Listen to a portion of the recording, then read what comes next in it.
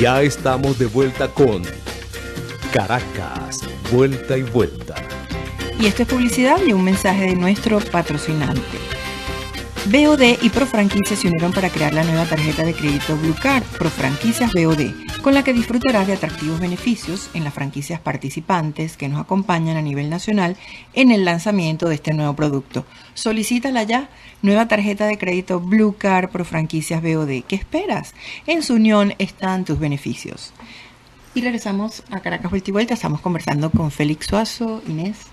Sí, Félix, dejamos en el segmento anterior un planteamiento interesantísimo y es este tema del artista plástico, su psiquis, su proceso creativo, su psicoanalista y su psiquiatra actuando en una misma escena que no era natural para el psiquiatra ni para el psicoanalista, ciertamente, pero que se ha hecho necesario, ¿no?, por las circunstancias que estamos viviendo. Eso significa como el arte a piel descarnada, ¿no? Sí. O sea, el sentimiento, el sentir, la creatividad puesta ahí en el asador para que todos lo vean. Claro. Pero la siguiente pregunta es, ¿dónde se expone todo este proceso creativo a piel, de pura piel? ¿Dónde se está exponiendo? Porque además los espacios cada vez más disminuidos, más mermados, solamente convertidos en espacios privados, ¿no? Sí, bueno, déjame decir solo una precisión. Uh-huh. Este tema, digamos, aparentemente extremo, ¿no?, del artista que toma riesgo, ¿no? Riesgos que no son a simple vista visibles, pero que son incluso que pueden afectar su integridad mental y emocional. Déjame decir que en realidad esto es parte de uno de los arquetipos centrales de la comprensión de los procesos creativos, ¿no? Desde los antiguos, ¿no? Ya había esa presunción de riesgo en la actividad creativa. Y todos los autores que conocemos, relevantes en la historia de la cultura, de Leonardo da Vinci a Vincent Van Gogh, de Van Gogh a Picasso, etcétera, todos han tomado esos riesgos. El riesgo incluso de la locura, el riesgo incluso de salir de este mundo para entrar en otro. Exacto. Y para mostrárnoslo, ¿no?, a pesar de todo, ¿no? El artista como para rayo, el artista, bueno, siempre ha sido muy sensible, ¿no? Sí, pero eso los ha hecho grandes además, ¿no? Claro, eso ha creado la idea del artista como mártir, ¿no? Vivimos en tiempos en donde ya no necesitamos más mártires, que hay suficiente, y entonces el artista, por supuesto, toma sus precauciones, y la sociedad debería tomarlas también para proteger gran parte de lo que ella produce a través del artista, que es justamente ese mundo interior y espiritual necesario para esto, ¿no? Y aunque eso parece muy general y muy casi intangible, esa es la cotidianidad del campo del arte y de su interacción con la sociedad. Ahora, ¿dónde se muestran estos trabajos, muchas de estas proposiciones? Hay muchos espacios independientes que están de alguna manera apoyando desde hace varios años, no desde ahorita, desde por lo menos el año 2005 en adelante. Al menos hay 3 grandes núcleos en la ciudad, digamos que son estructuras mejor organizadas, que sería el Centro de Arte de los Galpones con todos los espacios que lo componen, la Hacienda en la Trinidad, Parque Cultural con todos los espacios que lo componen, y el mismo Trasnocho Cultural y todos esos espacios que lo componen. Es decir, son 3 modelos, 3 formatos de trabajo independiente y serio en torno a los procesos artísticos, específicamente los visuales, y además en conexión con otras áreas, la culinaria, por ejemplo, en unos casos, el cine y el teatro en otros casos, y en general todos ellos, o bien en 2 ejes que se cruzan muy curiosamente. Uno es cultura ciudad, donde estamos aquí también, en vuelta y vuelta, y el otro es cultura naturaleza, que son, digamos, estos otros dos, ¿no? Es decir, hay una comprensión de que esos son los vectores hacia los que hay que atender, hacia donde deben tender nuestras acciones en el campo de la producción cultural en todos sus niveles, ¿no? Y afortunadamente, digamos, son los sitios donde está claro cuáles serían las políticas a seguir más allá del arte mismo para propiciar que esto se genere, ¿no? Entonces, sí hay lugares específicos donde mostrar esto, sí hay lugares donde el artista se exhibe, pero quisiera añadir que el mejor lugar de todas maneras donde la gente se desnuda constantemente, diariamente, en público, es en las redes sociales, ¿no? Ahí hay mucho material que los artistas están produciendo y mostrando también, es decir, oye, pero de sí mismos, sí. O que están leyéndolo mismo, para nutrirse. No, de su trabajo. No. Muchos artistas manejan las redes sociales como una extensión de su trabajo. Qué bueno que lo traes ahí, que lo traes a la mesa de conversación de este zaguán caraqueño, porque eso era otra cosa que quería preguntarte. Con todo este movimiento de redes sociales y el manejo que todo el mundo tiene de un Instagram, sobre todo el Instagram, que es una fuente casi como un catálogo de artistas ya fotógrafos, artistas plásticos, todo el mundo pone sus fotografías y sus imágenes, su trabajo en Instagram. No sé cómo quedan los espacios que exponen arte ante esta sobreexposición del trabajo de los artistas, porque lo que antes era una cosa guardadita, que tengo ahí un trabajo de investigación que tengo años, no sé qué, preparando, yo como sala, ¿no? De un artista plástico, resulta que no, ahora todo es visible, todo el mundo sabe en dónde anda. Esto lo que hablamos, por ejemplo, te decía, del reality show, es real también eso, tú te estás exponiendo lo que es la palabra show de manera en presente continuo, ¿no? Entonces quedas como tan expuesto que de repente incluso también se va creando como un perfil del artista que lo tiene y te puede hasta gustar o no gustar tanto, y después cuando vas a ver su obra, a lo mejor ya tienes o prejuicio o idea o cierta intuición de lo que te vas a encontrar, puede ser bueno o no tan bueno, ¿no? Sí, bueno, es muy curioso que se tenga al menos la suspicacia o la aprehensión de que las redes sociales podrían en algún momento eclipsar la acción de algunos tipos de espacios. Sin embargo, es muy irónico que lo que realmente está sucediendo es exactamente lo contrario. Las redes sociales son un laboratorio para experimentar proposiciones, incluso es un laboratorio crítico, porque la gente te pone allí, oye, te volviste loco, o qué bien, o qué interesante, o yo no puedo estar ahorita en Londres o en París, pero qué bueno, te felicito por la exposición que estás haciendo allá y por mostrar tu trabajo. Todas esas cosas ocurren en las redes sociales, afortunadamente, y entonces eso está sirviendo simplemente para evaluar mejor qué llevo a una sala, porque los costos de llevar algo a una sala son altos, ¿no? Entonces, bueno, hay que llevar lo más relevante, lo más significativo, que puede o no provenir de lo que se muestra en las redes, ¿no? Cuando digo puede o no provenir, es como lo que está sucediendo hoy en los medios de comunicación normales. No voy a mencionar muchos detalles, pero a veces cuando algo se convierte en un trending topic fuera del campo de la comunicación, es decir, por aficionado, entonces ingresa a los medios, digamos, más convencionales. ¿Por qué será? Porque simplemente lo que estamos viviendo es una era de interactividad abierta. Afortunadamente los productores de contenido hoy son muchos, múltiples, que enriquecen todo el tiempo, ¿no? Y unos amateurs y otros profesionales, lo que hacemos todos es colaborar en estar un poco más conectados, en compartir más de lo que hacemos, o de lo que vemos, de lo que comprendemos, que entendemos, incluyendo nuestras críticas, que eso es muy importante en una era como esta. Pero digamos que se despide el artista de la Torre de Marfil, digamos, ese espacio para encontrarse a sí mismo es como imposible, porque la red no solamente eso te hace una magnífica comunicación, conexión, sino también te impele, ¿no? Te empuja a que te comprometas, a que pienses así, a que sientas tal cosa, o sea, te afecta también, ¿no? Sí, así es, incluso... Y esto ya es una licencia teórica, no lo puedo probar, pero yo creo que el artista en general es un tramposo, y a lo mejor no es que salió de su Torre de Marfil, sino que está construyendo otra en otro lugar, ¿no? Porque parte del trabajo del artista es como el de Houdini, escapar siempre de la definición, de la norma, de la rigidez, ¿no? Y entonces, bueno, quizás el artista lo que está haciendo, o los artistas lo que están haciendo es estructurando otras torres de marfil en otros sitios inimaginados, para que otra vez vayamos tras ellos y otra vez preguntemos qué es esto, y una vez más no encontremos qué es, y finalmente no sepamos nunca qué es el arte, pero siempre estemos detrás de él, ¿no?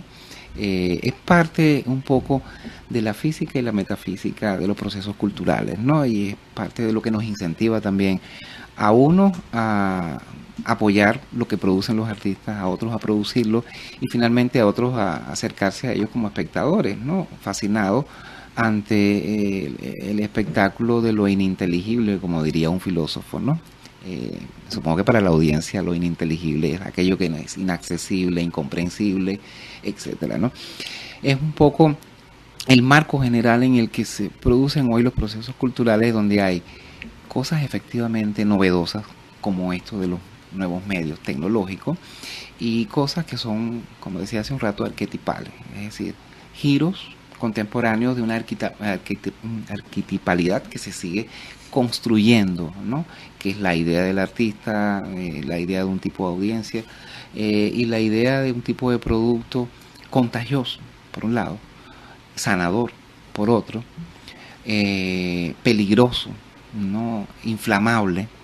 Todas esas definiciones, tienen que ver con el arte, ¿no? Pero tienen que ver también con el tiempo en el que vivimos, que también es contagioso, peligroso, inflamable, ¿no? Exactamente. De eso se trata un poco el presente. Qué bueno. De la cultura. Bueno, tenemos que ir a un corte musical, pero quisiéramos recordarles que conversamos con Félix Suazo, investigador, profesor, curador, crítico de arte, gerente en este momento de la sala TAC, de la sala del Trasnocho Cultural.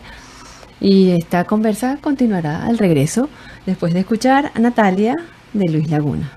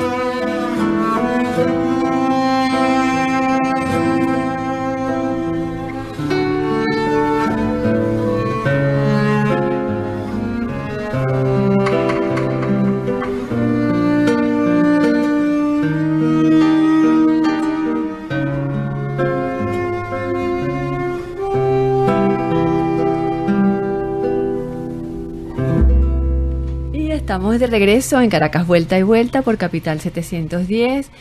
Esta noche de arte maravillosa conversando con Félix Suazo, profesor, curador, crítico de arte, gestor cultural.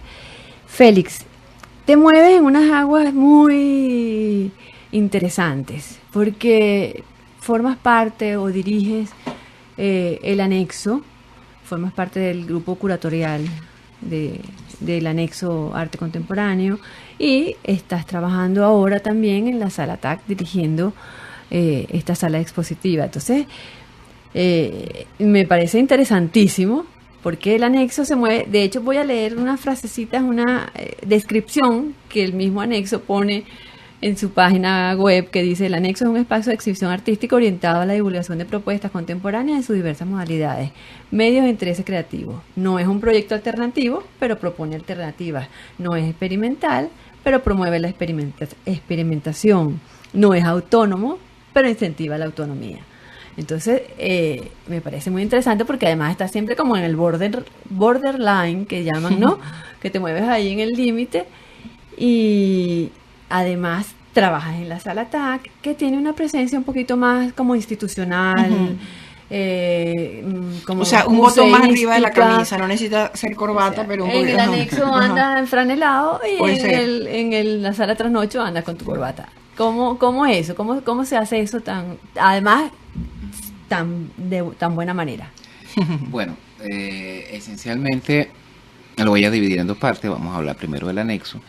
El anexo ya es un espacio que surge, digamos, en el marco de todos estos espacios independientes que se generan en la ciudad, con una plataforma eminentemente investigativa, que eso lo distingue notablemente del resto de los espacios, con un equipo de 4 personas, una periodista, una educadora y 2 investigadores. Entonces, claro, el enfoque fue explorar lo más experimental, pero con todas las metodologías más actualizadas y más.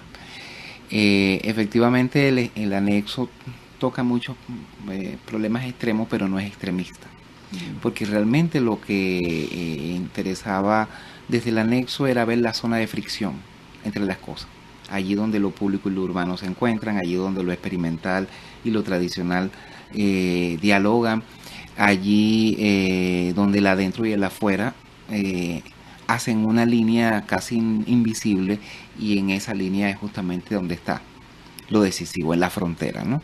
Entonces, el trabajo del anexo con ese equipo ha sido un trabajo efectivamente de jugar en la frontera, sobre todo en la frontera de los medios artísticos, que ahora son transmediales, en la frontera de la urbanidad, que ahora también es un asunto muy personal, en la frontera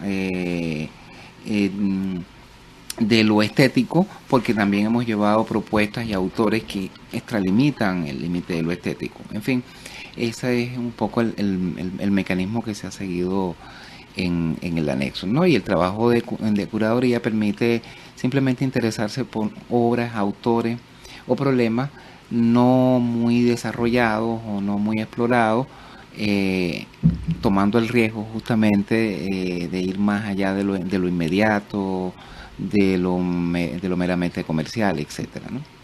Ese es el anexo donde mi actividad ha estado vinculada a la parte de curatorial. Ahora, la Sala TAC es otra cosa. En primer lugar, la función que ejerzo, nueva para mí, en la Sala TAC, es la de la gerencia, ¿no? Para muchos, hasta hace muy poco, un gerente en arte, bueno, era básicamente un administrador, ¿no? De recursos, ¿no? No siendo por formación un administrador de recursos de ese tipo, por lo menos financiero y económico, sino más que todo de contenido.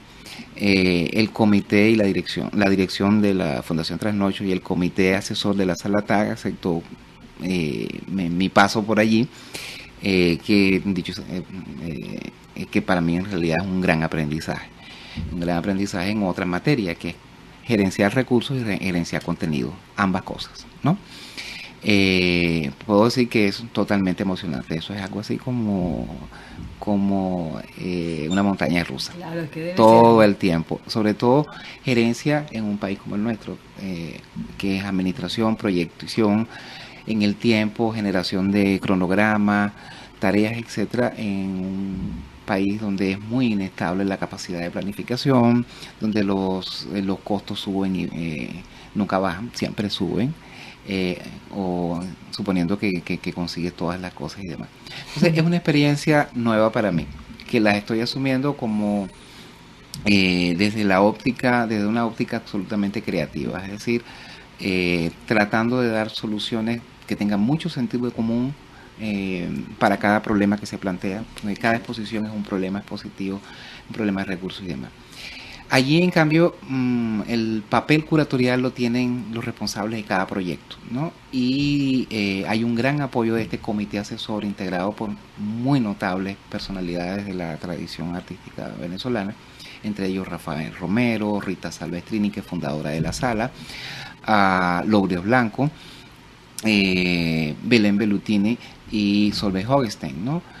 Con ese equipo uno va también muy seguro cuando tiene que tomar decisiones respecto a la programación anual, que se hace anual, y las acciones que se van desarrollando. Hay consenso en que la sala del trasnoche es una sala que debe responder a exigencias de una audiencia múltiple, ¿no? Eso sí, educada visual y culturalmente, pero múltiple, en donde pueden estar profesionales, estudiantes, también niños, ¿no? De distintos niveles etarios, además, o sea que varía muchísimo. Y allí una gran particularidad es que todos los productos expositivos tienen un sustrato de investigación, pero un tipo de investigación dirigida concretamente a zonas inéditas de un autor, por ejemplo, o a revalorizaciones de ciertos autores o situaciones. Por ejemplo, uno de los tópicos que ha desarrollado la sala desde el 2003 que fue creada es la revalorización de la arquitectura urbana, por ejemplo, ¿no? Hay dos grandes proyectos, o tres incluso, pero hay dos que están en la mente de todos los caraqueños. Una fue Las Italias de Caracas y la otra fue Suite Iberia. Ambos por el equipo de Docomomo, con Jania Gómez y... Que son Fundamemoria, y te iba a preguntar sobre eso, ¿no? Sí, precisamente, ¿no? Sí, bueno, esos son temas justamente de un interés permanente en la sala, ¿no? Y que se van desarrollando. Okay. Por supuesto, también hay un interés por los diseños, hay un interés por las producciones artesanales, los tejidos, por ejemplo, los metales, el vidrio, todo eso se desarrolla y que parecerían temas o de museo de arte decorativo, museo de diseño, museo de... En general, la sala lo que intenta hacer es tener una programación variada, múltiple, pero muy bien sustentada sobre un trabajo de investigación y sobre todo que se busque una mirada contemporánea sobre los temas de siempre. Que nos atañen y que nos entrañan, ¿no? Exacto. Pero te iba a preguntar eso sobre la memoria porque me acordaba de esas exposiciones y quizás los museos no están haciendo tanto memoria enfrascados en este presente tan marcador, ¿no? Entonces creo que lo están haciendo más las galerías, ¿o qué piensas tú? Porque la memoria también tiene que ver con el arte, ¿no? Necesitas saber, lo hablábamos en la música, ¿no? De los clásicos y también la influencia de ellos, o sea, no es una...